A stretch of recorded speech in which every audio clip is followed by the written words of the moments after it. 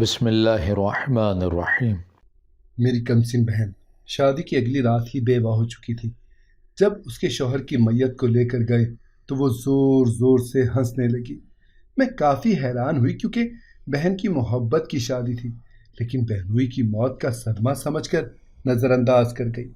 اب میری بہن روز رات کو دلہن کا لباس پہن کر گھر سے چلی جاتی۔ ایک روز سچ کا پتہ لگانے کے لیے بہن کا پیچھا کیا تو میرے سر پر تو آسمان ہی ٹوٹ پڑا، کیونکہ بہن تو قبرستان جا کر اپنے شوہر کی قبر میں لیٹ گئی تھی اور اس کو تھوڑی ہی دیر میں وہاں سے میرا بہنوئی۔ ہمارے والدین کے گھر کا گلشن ہم دونوں بہنوں کے دم سے ہی آباد تھا۔ ہمارا کوئی بھائی نہ تھا، بس ہم دونوں بہنیں ہی تھیں جو ایک دوسرے کے لیے کافی تھیں۔ ہمیں بہت زیادہ محبت تھی، اسی وجہ سے ہمیں کبھی کسی اور کو دوست بنانے کی ضرورت ہی پیش نہ آئی۔ ہم دونوں کی عمروں میں 6-7 سال کا فرق ہونے کے باوجود ہم دونوں میں بے حد قربت تھی، مگر ہمارے بڑے ہوتے ہوتے یہ قربت اور محبت نہ جانے کیسے بیزاری میں اور پھر نفرت میں بدل گئی۔ اب ہم دونوں میں کسی بھی بات کو لے کر تکرار ہو جاتی یا پھر ہمارے درمیان دنوں تک خاموشی کی دیوار قائم رہتی۔ ہمارے ماں باپ اور گھر والے بھی حیران تھے کہ آخر ایسا کیا ہو گیا جو ہم دونوں کی ازلی دوستی اس حد تک بیزاری میں بدل گئی کہ ہم ایک دوسرے کی شکل بھی نہیں دیکھنا پسند کرتی۔ جب میں اسکول کی پرائمری پاس کر کے سیکنڈری میں گئی تو اس وقت مونا پرائمری میں داخل ہوئی تھی۔ اس کے بعد میں کچھ عرصہ شدید بیمار رہی۔ مجھے بچپن سے ہی دمے کا مرض تھا، میری سانس چلتی اور اٹیک آنے پر میں بالکل ادھمری ہو جاتی۔ اسی وجہ سے میں پڑھائی میں پیچھے ہوتی گئی اور مونا ذہانت کے باعث کلاسیں جمپ کرتی آگے بڑھتی چلی گئی، یہاں تک کہ جب میں نے میٹرک کا امتحان دیا اس وقت مونا 8ویں کے پیپر دے رہی تھی۔ اس وقت بھی ہم یکجان دو قالب تھیں۔ اسکول کی آدھی چھٹی میں ہم ایک دوسرے کی کلاس کا رخ کرتیں اور جو بھی کھانا ہوتا ساتھ بیٹھ کر کھاتیں۔ اس دوران ہم کلاس کی استادیوں کی باتیں ایک دوسری کو بتاتیں اور آپس میں پڑھائی کے بارے میں مشورے کرتیں۔ جب میں کالج میں گئی تو مونا 9ویں میں تھی۔ اب ہم دونوں کا ساتھ وقتی طور پر چھوٹ چکا تھا۔ مونا اسی اسکول میں تھی جہاں 9ویں جماعت میں کچھ نئی لڑکیاں آئیں تو اکیلے پن سے اکتا کر مونا نے ان سے دوستی کر لی۔ کلاس کی پرانی لڑکیوں کو تو اب موقع مل چکا تھا اسے تنگ کرنے کا، وہ اب مونا سے بات ہی نہیں کرتی تھیں۔ بریک میں بھی وہ الگ تھلگ بیٹھی رہتی۔ یہ سب مل کر اسے سزا دے رہی تھی، کیونکہ اتنے سال ہم دونوں بہنوں نے کسی کو بھی اپنے قریب نہ آنے دیا تھا۔ جب نئی لڑکیوں سے مونا کی دوستی ہو گئی تو بھی انہیں چین نہ ملا اور انہوں نے ان لڑکیوں کو بھی مونا کے خلاف کرنا چاہا، مگر جیا ایک ایسی لڑکی تھی جس نے مونا کا ساتھ نہ چھوڑا اور گزرتے 2 سال میں ان کی دوستی مضبوط سے مضبوط تر ہوتی چلی گئی۔ میں کالج کے 3rd ایئر میں تھی۔ اس وقت مونا اور جیا کا ایڈمیشن میرے ہی کالج میں ہوا۔ یہ ایک کو ایجوکیشن ادارہ تھا، یہاں ہر طرح کے لڑکے اور لڑکیاں تھے، وہ بھی جو اپنی اقدار کی دھجیاں اڑا کر فخر محسوس کرتے تھے، اور وہ طالب علم بھی تھے جو اخلاقیات کے دائرے میں رہ کر اپنے کردار اور ماں باپ کے بھروسے کو قائم رکھے ہوئے تھے۔ ان گزرتے 2 سال میں ہم دونوں بہنوں کی آپسی دوستی میں زیادہ فرق تو نہیں آیا تھا، مگر اب ہماری دنیا میں ایک دوسرے کے علاوہ بھی لوگ شامل ہو چکے تھے۔ مونا کے کالج میں جانے کے بعد بھی یہ فاصلہ اپنی جگہ برقرار رہا، بلکہ اب تو غیر محسوس انداز میں اس میں اضافہ ہونے لگا تھا۔ دوسری جانب گھر میں امی میرے لیے رشتے دیکھ رہی تھیں، کیونکہ میں اپنی عمر کے حساب سے تو پڑھائی میں کافی پیچھے رہ چکی تھی، اور اب امی چاہتی تھیں کہ میری شادی میں مزید تاخیر نہ ہو۔ ان کا ارادہ تھا کہ میرے گریجویشن کرتے کے ساتھ ہی میرے فرض سے آزاد ہو جائیں۔ میں نے کالج میں اپنا ایک سنجیدہ امیج بنایا ہوا تھا۔ کچھ لڑکیوں سے سرسری دوستی ضرور ہو گئی تھی کہ ایک ساتھ 4 سال گزارنے تھے، مگر ہم سب وہ لڑکیاں تھیں جو ہم مزاج تھیں، ورنہ تو کچھ بہت آزاد خیال لڑکیاں بھی ہماری کلاس میں موجود تھیں جو اکثر ہم پر فقرے بھی کستیں، مگر ہم ان کی اس قسم کی باتوں، طنزیہ فقروں کو نظر انداز کر دیتے تھے۔ اس سب کے باوجود وہ گہری آنکھوں والا سلونا سا لڑکا جس کا نام ارمان تھا، نہ جانے کیسے میرے دل میں سیندھ لگانے میں کامیاب ہو گیا۔ میری خاموش محبت نے کبھی اظہار کی جرت نہ کی اور خاموشی سے اسے دل کے سنگھاسن پر بٹھا کر میں پوجتی رہی۔ کنکھیوں سے اس کا دیدار اور اس کا اپنے آس پاس ہونے کا احساس بھی کسی جگنو کی طرح میری مٹھی میں قید رہتا۔ جب رات کے اندھیرے میں یہ جگنو خاموشی سے نکل کر اپنی روشنی سے میرے دل کو روشن کر دیتے تو میں پلکوں کی باڑ پر خواب سجائے کہیں دور نکل جاتی۔ یہاں میں تو اپنی ہی محبت کی خاموش دنیا میں گم تھی۔ دوسری جانب مونا اور جیا نئی فاتح بن کر کالج کے کتنے ہی محاذ فتح کر رہی تھیں۔ ایک دن جب میں نے کالج کینٹین میں ارمان کے ساتھ ان دونوں کو بیٹھے دیکھا تو حیرت زدہ رہ گئی۔ ارے تم لوگ یہاں کیا کر رہے ہو؟ میں نے تعجب سے مونا سے دریافت کیا۔ کچھ نہیں آپی، یہ ارمان صاحب تو بہت ہی اچھے شاعر ہیں، ان سے ان کا تازہ کلام سن رہے تھے، مونا نے کھلکھلاتے ہوئے کہا۔ آپ کو پتہ ہے یہ جیا کے کزن ہیں؟ مونا نے ایک اور انکشاف کیا۔ میرے دل کی دھڑکن سے روز زبر ہو چکی تھی۔ ارمان بڑی دلچسپی سے مونا اور جیا کے الہڑ اور شرارتی باتیں انجوائے کر رہا تھا۔ میں کچھ دیر وہاں کھڑی رہی، مگر وہ لوگ اپنی باتوں میں اس قدر مگن تھے کہ نہ تو مجھے بیٹھنے کے لیے کہا اور نہ ہی میرے خاموشی سے چلے جانے کا کوئی نوٹس لیا، جیسے میرا ہونا یا نہ ہونا ان کے لیے کوئی اہمیت ہی نہیں رکھتا ہو۔ اب تو اکثر یہ تینوں ایک ساتھ نظر آنے لگے۔ پہلے تو میں یہی سمجھی کہ جیا کا کزن ہونے کی وجہ سے ان لوگوں کی ہیلپ کر رہا ہے، مگر کچھ ہی عرصے کے بعد ارمان اور مونا الگ سے بھی ایک ساتھ نظر آنے لگے۔ مونا اب مجھ سے بہت دور ہو چکی تھی، بلکہ میں خود بھی اب اس سے دور ہو گئی تھی۔ اس کی نوخیزی اور خوبصورتی کے آگے مجھے اپنا آپ ماند نظر آتا تھا۔ اس دن میں لائبریری میں بیٹھی نوٹس بنا رہی تھی، پیپر سر پر تھے اور میں نے فی الوقت سب چیزوں کو ذہن سے جھٹک کر اپنی پوری توجہ پڑھائی کی جانب کی ہوئی تھی۔ میں کتاب کی تلاش میں جب بک شیلف کی طرف گئی تو کتاب نکالتے ہوئے مجھے کسی کی سرگوشیوں کی آواز آئی۔ میں نے جانی پہچانی آواز پر کان لگا دیے تو وہ ارمان اور مونا کی آواز تھی۔ ان کی محبت بھری سرگوشیوں اور اقرار محبت نے میری رہی سہی امیدوں پر بھی پانی پھیر دیا۔ مجھے لگنے لگا کہ جیسے میرے حق پر ڈاکہ ڈال دیا ہے، وہ بھی میری اپنی بہن نے۔ اس اذیت ناک خیال نے میرے دل میں مونا کے لیے ایک نفرت کا جذبہ بیدار کر دیا تھا۔ میری وہ چھوٹی اور لاڈلی بہن جو میرے دل کے بہت قریب تھی، اب وہی میرے دل میں کانٹا بن کر گڑ چکی تھی۔ میں نے اسی تکلیف دہ کیفیت میں پیپر دیے اور گھر بیٹھ گئی، جبکہ مونا ارمان سے مسلسل رابطے میں تھی۔ انہی دنوں میرے لیے آنے والے کچھ رشتوں میں سے ایک رشتہ میرے ماں باپ کو بھا گیا۔ مجھ سے بھی رائے پوچھی گئی، مگر میرے پاس کہنے کو اب رہ ہی کیا گیا تھا، اسی وجہ سے چپ رہ گئی۔ ماں باپ نے میری چپ کو میری رضامندی جان کر اس رشتے کے لیے ہاں کر دی۔ کچھ مہینوں کے بعد میری شادی ہو گئی، مگر میں شادی ہو کر زیادہ دور نہ گئی تھی۔ چند گلیوں کے فرق سے اسی میکے والے محلے ہی میں میرا سسرال تھا۔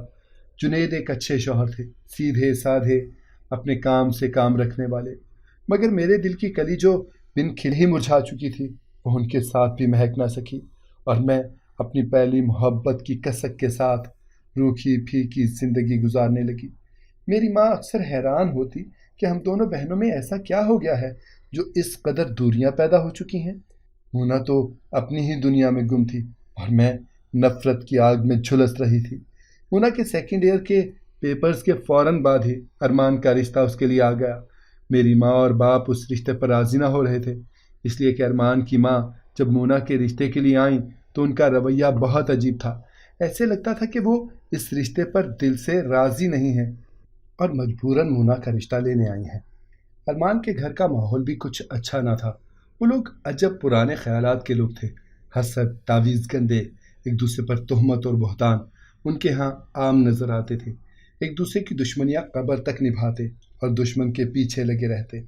یہ سب کچھ دیکھ کر ماں تو ہرگز نہیں چاہتی تھی کہ اپنی اتنی خوبصورت اور ذہین بیٹی کو ایسے لوگوں کے حوالے کر دے، مگر مونا نے رو رو کر آسمان سر پر اٹھا لیا۔ جب وہ یہ سب کر رہی تھی تو میں اپنے دل میں ایک خوشی سی محسوس کر رہی تھی۔ میں چاہتی تھی کہ جو محبت میں حاصل نہ کر سکے وہ اس کی جھولی میں بھی نہ گرے، وہ بھی اس اذیت سے گزرے جس کی شدت مجھے ہر پل محسوس ہوتی تھی۔ اس وقت میرے دل سے وہ ساری محبت اور انسیت کہیں نکل کر دفن ہو چکی تھی۔ میں بھول گئی تھی کہ وہ میری وہی پیاری راج دلاری بہن ہے جس کے بغیر میرے حلق سے پانی کا گھونٹ تک نہیں اترتا تھا، جو میری دوست تھی، ہمجولی تھی، مگر شاید گزرتے وقت نے ہم دونوں کے درمیان فاصلوں کی ایک گہری کھائی بنا دی تھی۔ اب میں چاہتے ہوئے بھی اسے پار نہیں کر پا رہی تھی۔ میں بس خاموش تماشائی کی طرح یہ سب دیکھتی رہی۔ مونا ابھی نادان تھی، کم عمر اور الہڑ تھی، میرے دل میں چھپی نفرت کو نہ جان سکی۔ کئی بار وہ مجھ سے لپٹ کر فریاد گناہ ہوئی کہ میں اس کی مدد کروں اور ماں باپ کو اس رشتے پر راضی کروں، مگر میں تو اسے جھوٹے دلاسے بھی نہ دے پاتی۔ آخر کار اس کی بگڑتی ہوئی حالت اور گرتی ہوئی صحت نے ماں باپ کو مجبور کر دیا کہ وہ ارمان کا رشتہ قبول کر لیں۔ جب مجھے پتہ چلا کہ ارمان کا رشتہ قبول کر لیا گیا ہے تو میرے دل پر چھرے سے چل گئے۔ میں اپنے شوہر سے بات بے بات لڑنے لگی، ان کی ہر بات پر غصہ کرتی۔ مجھے پوری دنیا سے نفرت ہونے لگی تھی۔ میری ماں ارمان کے گھر والوں کے رویے کو لے کر شدید پریشان تھیں، مگر ایک طرف ان کے اندیشے تھے تو دوسری جانب بیٹی کی خوشی۔ مجھے دل سے شادی کی تیاریاں جاری تھیں۔ مونا بے حد خوش تھی، اس کے تو قدم زمین پر نہیں ٹک رہے تھے۔ من پسند زندگی کے ساتھی کا ساتھ پانا کیا ہوتا ہے، یہ کوئی اسے دیکھ کر بخوبی جان سکتا تھا۔ اس نے اپنے جہیز کی خریداری بہت شوق سے کی، ہر چیز اپنی پسند سے لی اور کئی خواب سجا کر اپنی شادی کے جوڑے تیار کیے۔ اس وقت مجھے پھر سے اپنی شادی کا زمانہ یاد آ گیا، جب کس قدر مرے ہوئے دل سے میں نے اپنی شادی کی تیاری کی تھی۔ امی مجھ سے کہتی، ارے چلو بیٹا بازار چلو، مگر میں منع کر دیتی۔ میرے کپڑے بھی جیسے ماں نے لا کر دیے میں نے رکھ لیے، یہاں تک کہ شادی کا شگنوں والا جوڑا بھی میرے اندر ارمان نہ جگا سکا تھا۔ اب مونا کا ذوق و شوق دیکھ کر میں بس حسرت اور آہ ہی بھر سکتی تھی۔ اس کا خوش ہونا تو بنتا تھا، اس کے من کی مراد جو پوری ہو رہی تھی۔ شادی سے کچھ دن پہلے ہی ارمان کی ماں ہمارے گھر آئی اور کچھ عجیب و غریب باتیں کرنے لگی۔ میں اس دن امی کے گھر پر ہی تھی، بلکہ میرا گھر تو کچھ گلیوں کے فرق سے تھا، تو میں اکثر دن کے وقت امی کے ہاں آ جاتی، اور اب تو شادی کی تیاریاں اور ہزار کام تھے جو بڑی بیٹی ہونے کی وجہ سے میری ذمہ داری تھے۔ میری بنسبت میرے شوہر اس شادی پر بہت خوش تھے، وہ ابو سے پوچھ کر باہر کے بہت سے کام بھی اپنے ذمے لے چکے تھے اور بڑی خوش اسلوبی سے انہیں نبھا رہے تھے۔ مونا سے بھی ان کی اچھی بنتی تھی اور دونوں کے بیچ سالی بہنوئی والی ہلکی پھلکی شرارت آمیز گفتگو بھی ہو جاتی تھی۔ ارمان کی امی کچھ گھبرائی ہوئی تھی، کچھ کہنا چاہتی تھیں اور پھر بات کو گھما پھرا کر ادھر ادھر کر دیتی۔ آخر کار کچھ دیر کے بعد وہ اٹھ کر چلی گئیں، نہ جانے کن خیالوں میں گم تھیں کہ جاتے ہوئے مونا کے سلام کا جواب بھی نہیں دیا، بلکہ اس کی جانب دیکھتی ہوئی ایسے رخصت ہو گئیں جیسے وہ اسے نہیں کسی اور کو دیکھ رہی ہیں۔ مونا نے اس بات کی کوئی خاص اہمیت نہ سمجھی، مگر میں نے اور امی نے ان کی یہ کیفیت محسوس کر لی تھی۔ میرا تو نہیں، پر امی کا دل اندیشوں میں گرفتار ہو چکا تھا۔ انہی اندیشوں میں ڈوبتے ابھرتے آخر کار شادی کا دن بھی آ پہنچا۔ مونا دلہن بن کر بہت ہی حسین لگ رہی تھی۔ اس کا نوخیز حسن سرخ عروسی لباس میں دو آشتا تھا۔ اس کی سہیلیاں اسے ارمان کا نام لے لے کر چھیڑ رہی تھیں۔ اتنے میں بارات کی آمد کا شور اٹھ گیا۔ میں سست روی سے چلتی ایسی جگہ جا کھڑی ہوئی کہ گاڑی سے اترتے ہی ارمان پر سب سے پہلے میری ہی نظر پڑے۔ جب رسومات کے بعد وہ گاڑی سے باہر آیا تو سنہری کامدار شیروانی سوٹ میں بہت ہی حسین لگ رہا تھا۔ اس وقت میرے ضمیر نے مجھے ملامت کی کہ اب وہ میری بہن کا سہاگ بن رہا ہے اور اس سے پہلے میں کسی اور کی بیوی ہوں۔ یہ جھٹکا مجھے دیر سے سہی مگر بر وقت لگا تھا۔ مجھے اچانک لگا کہ میں بیکار کا روگ پال کر بیٹھی تھی۔ میری ایک طرفہ محبت نے میری خود کی ہی زندگی خراب کی تھی، اس میں کسی کا کیا قصور تھا؟ ارمان نے تو کبھی مجھ سے محبت کا دعویٰ نہ کیا تھا، یہ تو میری ہی خود ساختہ سوچیں تھیں جن میں الجھ کر میں نے اپنے اتنے پیارے رشتے شوہر اور بہن دونوں کی حق تلفی کی۔ اب میں نے اسے اپنی مونا کے ہونے والے شوہر کی حیثیت سے دیکھا اور مطمئن ہو کر مونا کے پاس چلی آئی۔ مونا میری بہن کسی شہزادی کی طرح خوبصورت لگ رہی تھی۔ میں نے آگے بڑھ کر محبت سے اس کا ماتھا چوم لیا۔ لمحوں کی بات تھی جو فاصلے ہمارے درمیان کسی دراڑ کی طرح حائل تھے، چٹکی بجاتے کہیں غائب ہو چکے تھے۔ نکاح ہوا اور میری شہزادیوں جیسی بہن ارمان کے سنگ رخصت ہو کر روانہ ہو گئی۔ ہم سب کی آنکھیں اشک بار تھی۔ یہی دنیا کی ریت ہے، ہر بیٹی کو رخصت ہو کر ایک نئے گھر جانا ہی ہوتا ہے۔ اپنے خون کے رشتوں، اپنے پیدا کرنے والے ماں باپ کو چھوڑ کر انجان لوگوں اور ماحول کو اپنانا پڑتا ہے۔ دوسرے دن صبح ہم مونا کا ناشتہ لے کر ارمان کے گھر پہنچے اور اسے ساتھ لے آئے۔ شام میں ارمان کو اسے لینے کے لیے آنا تھا اور پھر دوسرے دن اس کا ولیمہ ہوتا۔ ہم ارمان کا انتظار کرتے ہوئے مونا سے ہنسی مذاق کر رہے تھے۔ اس کے چہرے کی چمک اس کی خوشی کا اظہار کر رہی تھی۔ کافی دیر ہو چکی تھی۔ ارمان کو اپنے گھر والوں کے ساتھ اب تک آ جانا چاہیے تھا، مگر اچانک فون کی گھنٹی بجی اور جو منحوس خبر سننے کو ملی اس نے ہم سب کے اوزان ہی خطا کر دیے۔ سب سے زیادہ تو مونا کی حالت خراب تھی۔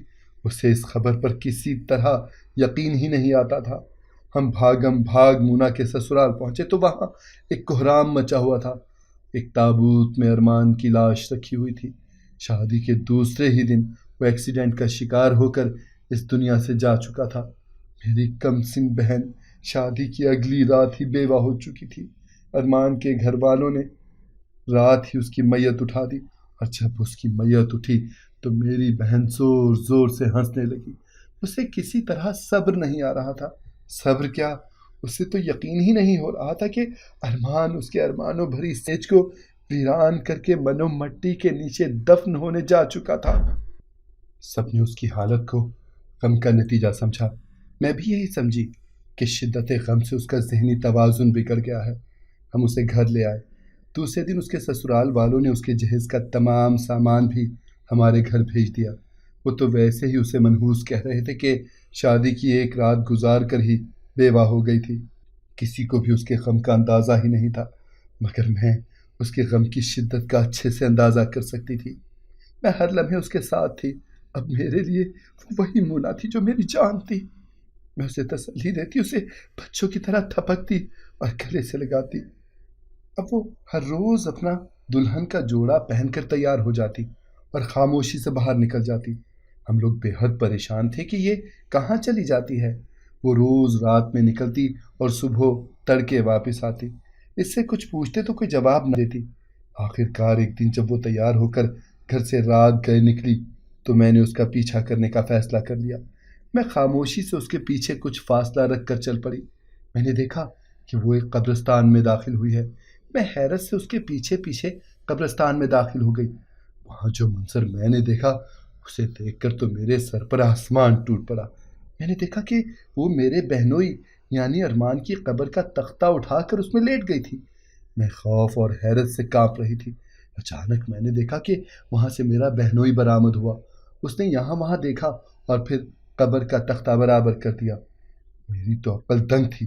کچھ بھی سمجھ میں نہیں آ رہا تھا کہ یہ ماجرا کیا ہے، مگر مجھے آج اس رات سے ہر صورت پردہ اٹھانا ہی تھا۔ میں ثابت قدمی سے وہیں جمی رہی۔ کچھ گھنٹوں کے بعد جب ہلکی ہلکی سی صبح کی روشنی نمودار ہونے لگی تو وہ دونوں قبر سے باہر نکل آئے۔ اب میں نے ملگری روشنی میں دیکھا تو ارمان صاف ستھرے کپڑوں میں نظر آ رہا تھا، نہ کہیں زخم نہ چوٹ، جبکہ اس کے گھر والوں نے تو کسی کو چہرہ بھی نہیں دیکھنے دیا تھا کہ زخموں کی وجہ سے لاش اس قابل نہیں تھی۔ میں ایک درخت کی اوٹ میں جا چھپی، اس سب ماجرا دیکھ رہی تھی۔ جب مونا قبرستان سے باہر نکلی تو ارمان بھی قبر میں اتر گیا۔ میں جلدی سے وہاں سے نکلی اور دوسرے راستے سے ہوتی ہوئی گھر پہنچ گئی۔ بستر پر لیٹ کر میں سوتی بن گئی۔ مونا آرام سے کمرے میں آئی۔ مجھے سوتا دیکھ کر اس نے سکون کی سانس لی، نہا کر کپڑے تبدیل کیے اور بستر پر لیٹ کر گہری نیند سو گئی۔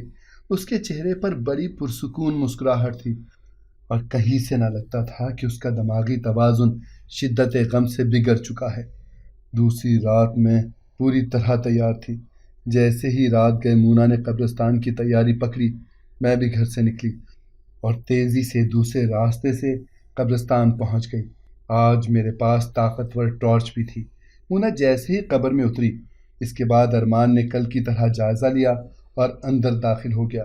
میں نے بھی کچھ لمحات انتظار کیا اور اس کے بعد قبر کا تختہ ہٹایا، تیز روشنی قبر میں ماری، جس سے وہ اندھیری قبر پوری طرح روشن ہو گئی۔ وہاں کا منظر دیکھ کر میں تو دنگ رہ گئی۔ قبر کی ایک جانب ایک سرنگ بنی ہوئی تھی۔ میں دل مضبوط کر کے اس میں داخل ہو گئی۔ اس طویل سرنگ کے اختتام پر میں جہاں نکلی وہ ایک پرتعیش اور آرام دہ گھر تھا۔ اس گھر میں ضرورت کا سب سامان موجود تھا۔ مونا اور ارمان مجھے اچانک اپنے سامنے دیکھ کر بری طرح گھبرا گئے۔